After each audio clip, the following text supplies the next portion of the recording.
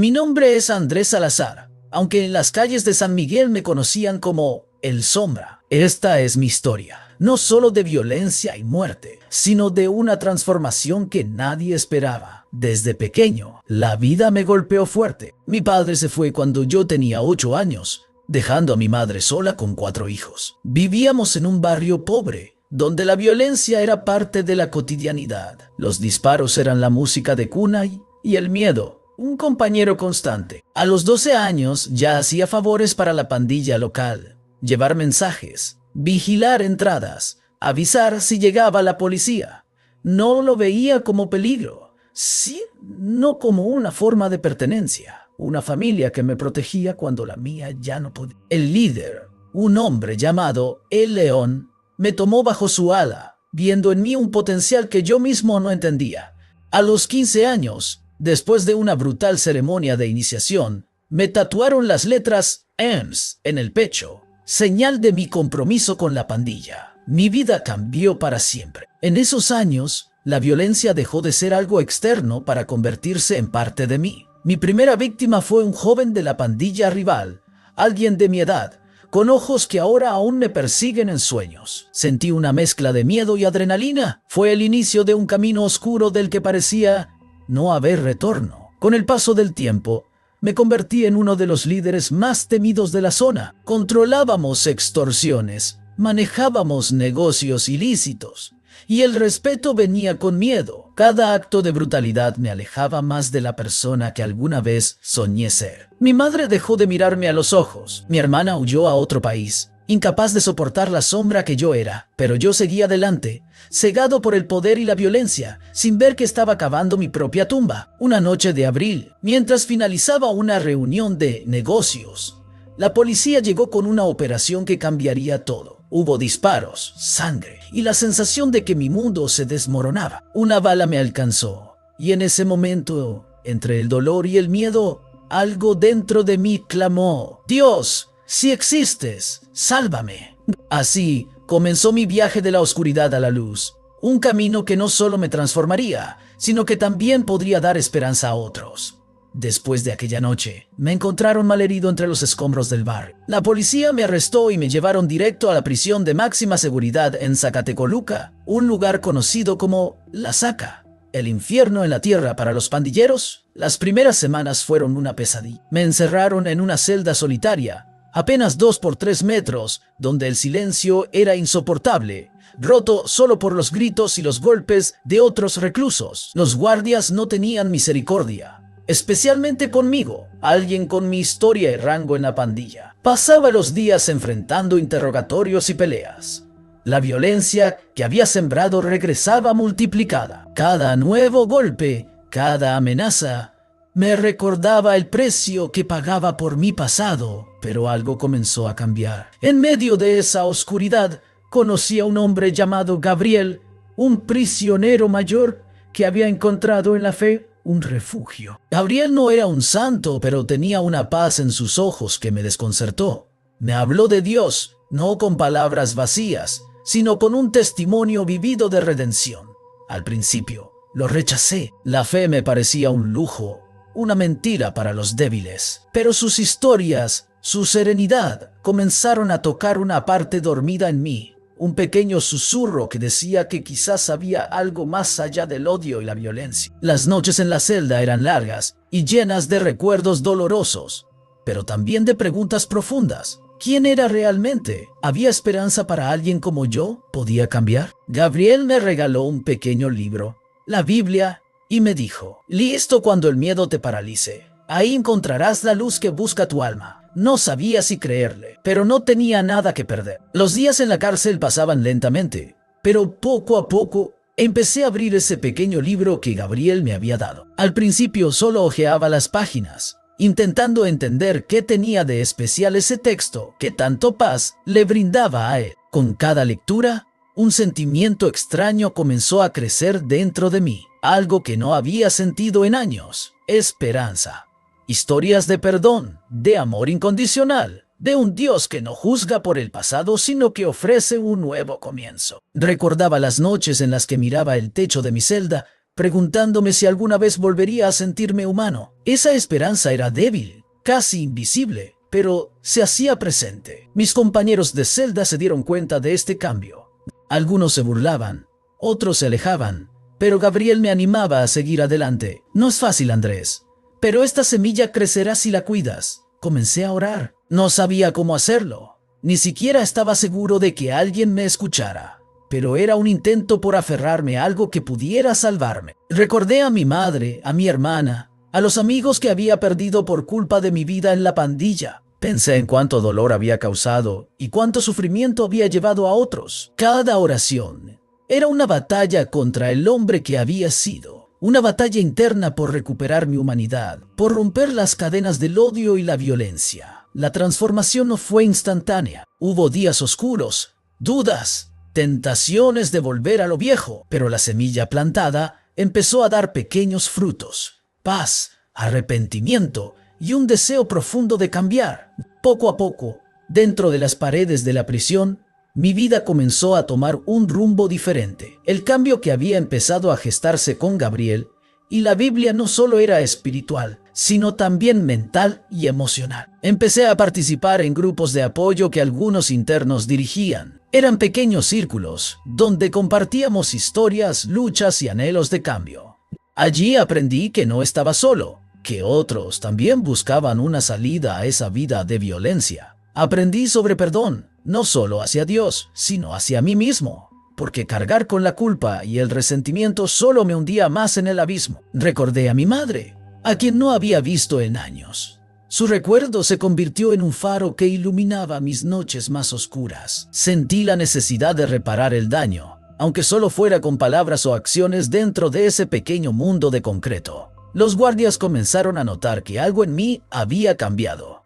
Ya no era el hombre agresivo y violento que entró a prisión, sino alguien que buscaba la paz, aunque fuera dentro de esos muros. Pero la transformación no fue fácil ni rápida. Cada día era un desafío, una batalla contra mis propios demonios internos y las circunstancias adversas. Hubo momentos en los que quise rendirme, volver a la vida que conocía, a la que creía que me pertenecía. Pero algo dentro de mí resistía, una voz que decía: no estás solo, hay un camino. A pesar de los cambios internos, el pasado seguía pesando sobre mí como una sombra constante. Las cicatrices físicas eran visibles, pero las heridas emocionales y espirituales eran mucho más profundas. Recordaba las vidas que había arrebatado, los hermanos que había perdido, las familias destrozadas por la violencia que yo había ayudado a propagar. Cada pensamiento era una carga que me doblaba el alma. En las noches, cuando el ruido de la prisión se apagaba, mi mente revivía esas escenas y el arrepentimiento me golpeaba con fuerza. No era solo el miedo a la condena, sino la necesidad urgente de reconciliarme conmigo mismo. Hablaba con Gabriel sobre estas cargas y él me enseñó que el perdón verdadero comienza en el corazón, que no podía avanzar si seguía atado a la culpa y al odio. Con ese consejo empecé a trabajar en perdonarme. No fue fácil, no fue rápido. Requirió humildad y fe para aceptar que podía ser más que mis errores. Sentí que estaba renaciendo, pero consciente de que el camino hacia la libertad era largo y lleno de obstáculos. El día que cambió todo llegó inesperadamente. Mientras me encontraba en el patio de la prisión, rodeado de muros que parecían imposibles de escalar, una charla organizada por un grupo de voluntarios externos comenzó. Hablaron de esperanza, de amor incondicional, de perdón y transformación. Al principio, escuchaba con escepticismo, pero poco a poco, las palabras calaron hondo. Una frase en particular resonó en mi interior: no importa lo lejos que hayas caído, la gracia de Dios siempre está al alcance. Sentí algo quebrarse dentro de mí, una muralla que había construido para proteger mi corazón.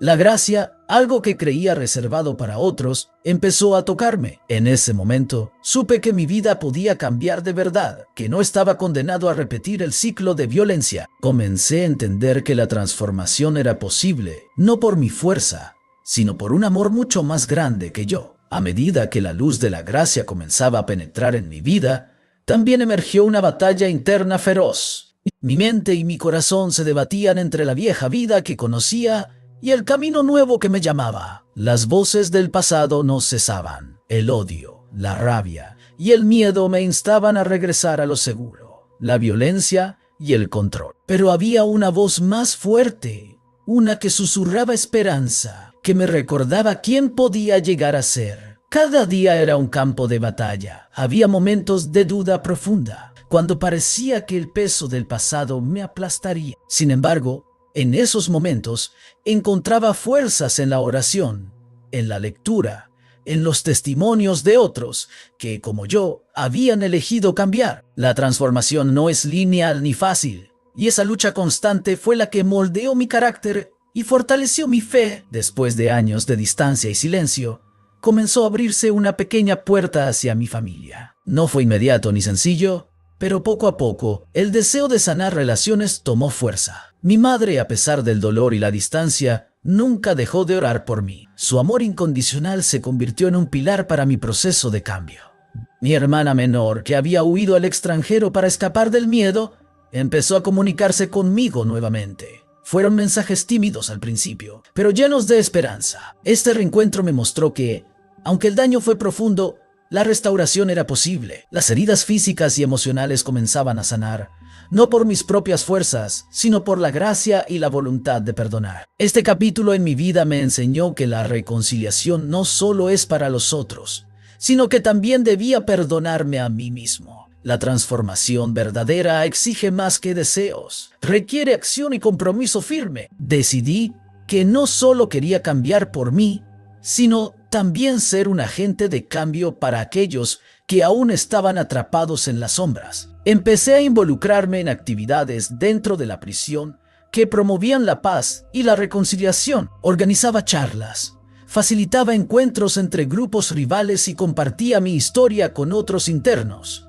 mostrando que el cambio es posible. Este compromiso me dio un propósito nuevo, un sentido que nunca había experimentado en las calles. Entendí que mi vida podía ser un testimonio vivo de esperanza y redención para muchos. La verdadera libertad no llegó con la apertura de las puertas de la prisión, sino con la liberación del alma. Aunque los barrotes seguían marcando mi entorno físico, sentía cómo mi espíritu comenzaba a volar. Cada día, en la oración y en la reflexión, construía una nueva identidad basada en el amor y la esperanza. Aprendí que la prisión más dura es la que uno mismo construye en su mente, y que solo con perdón y fe se puede derribar. Mi historia no termina en ese lugar oscuro, sino que comienza un nuevo capítulo donde la gracia y la luz guían cada paso. Salir de prisión fue un alivio, pero también un nuevo desafío. El mundo afuera había cambiado, y yo debía aprender a vivir en él sin caer en viejos hábitos. Encontrar trabajo, reconstruir relaciones y evitar la tentación fueron pruebas diarias. La sociedad suele cerrar puertas a quienes llevamos una historia marcada por errores,